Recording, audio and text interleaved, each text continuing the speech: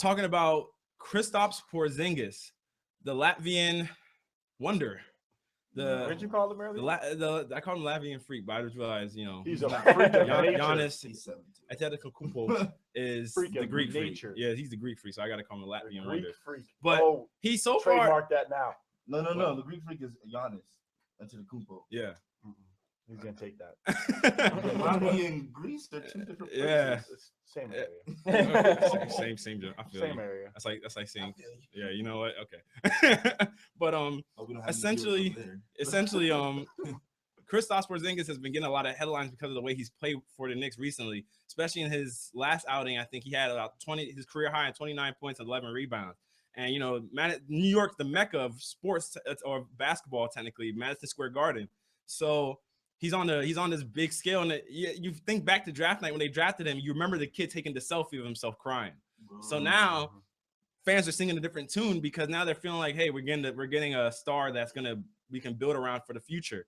So the question can be raised, when he comes out of a draft class of Karl Anthony Towns, Jahlil Okafor, D'Angelo Russell. He's the second pick. Moutier. No, don't mention Moutier. He's better than Russell. No, playing better than Russell. He's playing more minutes also. He's handling the ball more. His stats Russell's ain't better. His stats ain't better. No, because Russell has Byron Scott coaching him. But it goes on to wonder who's the best that comes out of this class. Is it Kristaps? Is it Jahlil? Is it Karl Anthony? Is it D'Angelo? What do y'all think? Nick, we'll start off with you. What do you think about? He's the best player in the draft. He was the best pick. He was the best pick. That was the best pick for the Knicks. Think about it. Oh my God. He fit Carmelo well because you couldn't have anybody else trying to step over Carmelo. Exactly. You have to have somebody that wants to just play a side role as a rookie and not try to do too much. And that's exactly what he's doing. And he had 29. And the game-winning three that did go in and was shot on time. It was on his fingertip. No, it wasn't. It was like right here. His hand takes up the entire Mac we're talking on. I was just saying. It was on his fingertip. But he was the best pick. I mean, it's a great shot, though. He was the best pick for the Knicks. Think about it. I agree with that. For the Knicks, yeah. He fits the role well, even though everybody in New York hated the pick. They were booing him. Now they're cheering him. Just saying. All right, Rudy, what do you think?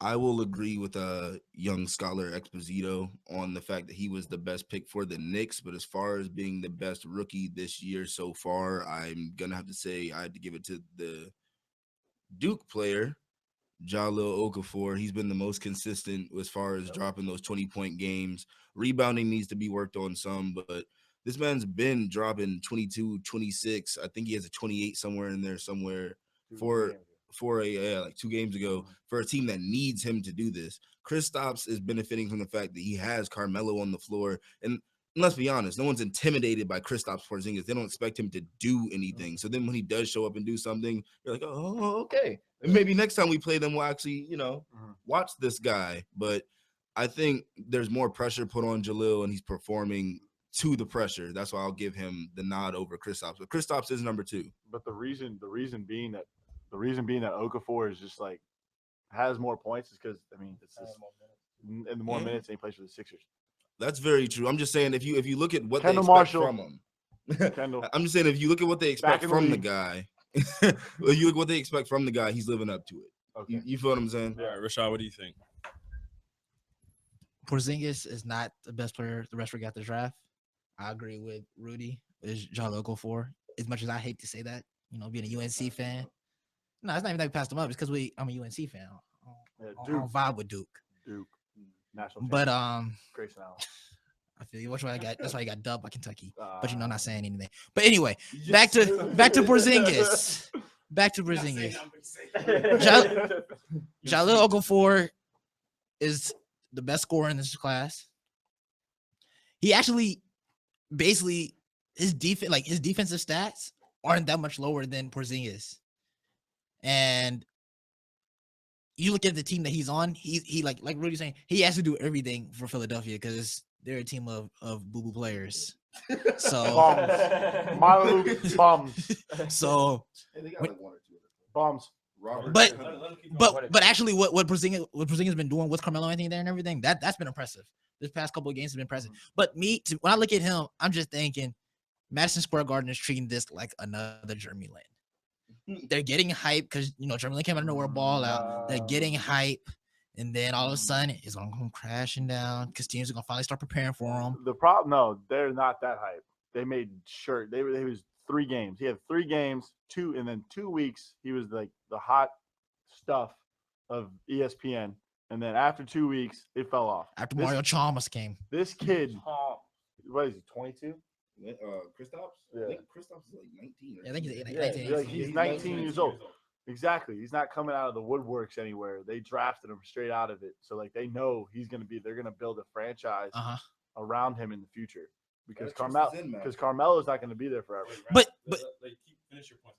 But so like, what do you think about? Oh, just finish it. Okay, I mean, I just want to. It's mostly the Knicks, so Kyler can go ahead and go. All right, Kyler, what do you think? I don't think Porzingis is the best player out of the draft. I do think Jahlil Okafor is right now. He is definitely scoring better.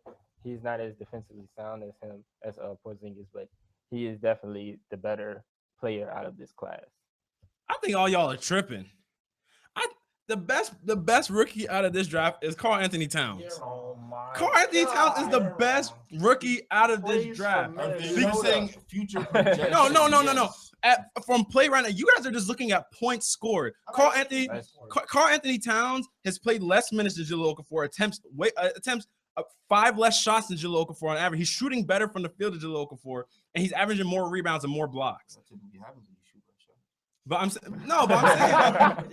saying, but he could also miss a lot of those shots, and he's still averaging 15 points, and he's averaging a double. They're both around the, and Karl Anthony Towns shoots threes. He shoots threes. Let's not discredit him on that. His 3-point, he's shooting 20% from 3. That's not shooting. And thank you. But doesn't that still factor into your field goal percentage, right? Yeah. That factors in your field goal. He's still shooting a better percentage than Jahlil Okafor. Yeah, so I mean, he's great at making layups. And so is Jahlil Okafor, right? Because Jahlil Okafor is right there too. He's a lot more mid range. No, but I'm saying Jahlil Okafor plays with his back to the basket, and then he hits a lot of moves. He uses a lot of moves, and he scores. Karl Anthony Towns does relatively the same thing. He shoots threes too. So I'm saying don't try and slight Karl Anthony Towns to make Jahlil Okafor sound better. Jahlil Okafor scores around the basket just like Karl Anthony Towns does, but Karl Anthony Towns spreads it out more, and he spans his range. And Karl Anthony Towns he averages a double-double. Jahlil Okafor doesn't even average over 8 rebounds. He averages 7 rebounds. So can we play some devil's advocate though? Can we play some devil's advocate? Yeah, go ahead. We disagree on this. Go ahead. Just to play a little bit of devil's advocate on this, and I'm not saying Karl Anthony Towns hasn't played great. I think he's had more growing pains than Jahlil. I don't know if you'll agree with that. I think he's had a little bit more growing pains as far as adjusting his game. But also look at the supporting cast. I mean, it may not sound impressive, but you have Andrew Wiggins, Ricky Rubio, Zach LaVine, Kevin Martin. You got Adrian Payne, Gorgie Jang, Kevin Garnett, and then you look at Jahlil Okafor, and then he has Robert Covington and Isaiah Cannon. Okay. And All right, Kendall. All right. So, but even so, and even without those guys, he can still average a double-double, right? Jahlil Okafor, right? He can still average a double-double. That's not his role. No, but I'm saying that Dwight Howard in his rookie and sophomore season, he still averaged practically a double-double without anybody, right? He still had better players than Robert Covington. I'm saying, but he has Nerlens Noel too. So I'm saying Nerlens Noel is a quality player. He still has players with him. Who's getting all the rebounds? They're both around the basket. Yeah, but he's like what, 2 inches, 3 inches taller than him. His wingspan is gigantic. But Jahlil Okafor is the one that predominantly is in the paint. Have to box out like he does. For scoring purposes, yes. But as far as rebounds go, that's Nerlens' job. Yes, but I'm saying, but also you affect the game from the power forward spot. So, and as we see what Serge Ibaka does on defense, right? But you can look at that like we can't say like that's kind of like when Andrew Bynum and Paul Gasol were together. Paul Gasol didn't really get the rebounds. Paul Gasol averaged a double-double. What are you talking about? Andrew Bynum averaged a double-double. But I'm saying they both averaged a double-double. Who was in there most likely getting the rebounds? Paul Gasol. Paul Gasol averaged better numbers than Andrew Bynum. Yes, he did. Yeah, he had better numbers. Bro, what are you talking? He averaged better. Andrew Bynum didn't average better rebounds than Paul Gasol until Andrew Bynum's last season. Until that last season, Andrew Bynum didn't average better rebounds. Andrew Bynum didn't average better rebounds than Paul Gasol until his last season as a Laker. Can you give me a year? Give me a year. No, I say Pau Gasol from the point he got to the Lakers till 2008. Pau Gasol averaged from 2008 till 2012. He averaged. No, but you can't say because Pau Gasol was injured too at points in the season. You can't say look at his healthy season. Pau Gasol. You can't say look at his healthy season because Pau Gasol was injured at points in the season too. He didn't play the whole season. People have certain jobs. But you can. But I'm saying you can't say he because Melo's. So how does Melo average more rebounds than their centers?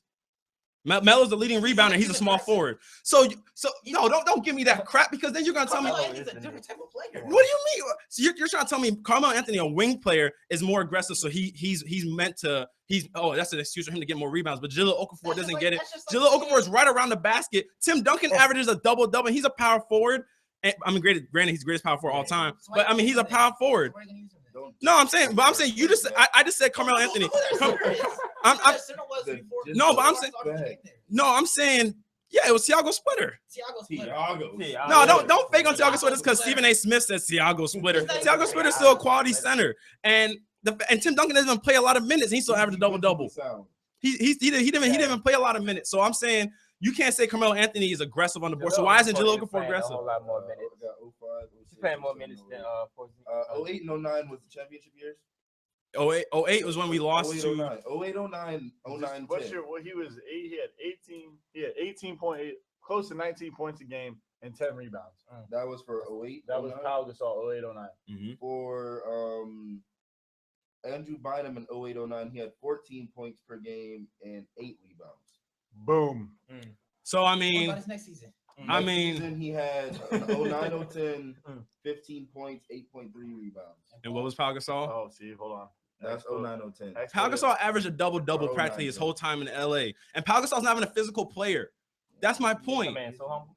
You know what I'm saying? That's my point. The fact that Jahlil Okafor is not, he's not aggressive on the boards like Karl Anthony Towns. And Karl Anthony Towns is a better.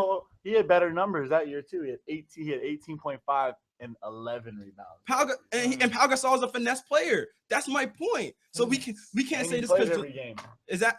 And we can't just say just because Jahlil Okafor is scoring more points, he's a better product. The better all around product is apparently Karl Anthony Towns because he's better defensively. He plays less minutes than Jahlil. He still averages a good amount of points, and he averages a double, and he's always there on defense. Can I say what I think it is?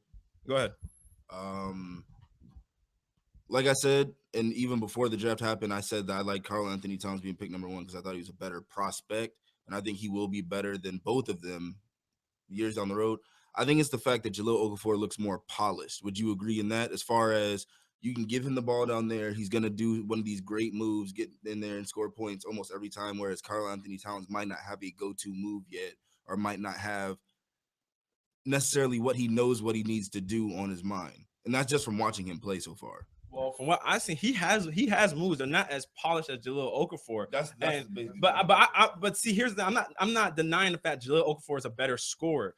We're talking about better all around rookie, and as better all around rookie, Karl Anthony Towns is that player. If we were talking about better scorer, then we can make the case every year that Kevin Durant's the better player than LeBron James when Kevin Durant was healthy. If we're talking about better scorer, but the only reason why LeBron James is the best player in basketball is because he's the best all around player. Then we're talking about best all around rookie. Karl Anthony Towns is that best all-around rookie. Well, it's a good rookie class. We got 3 different answers. Yeah. Yeah. You right.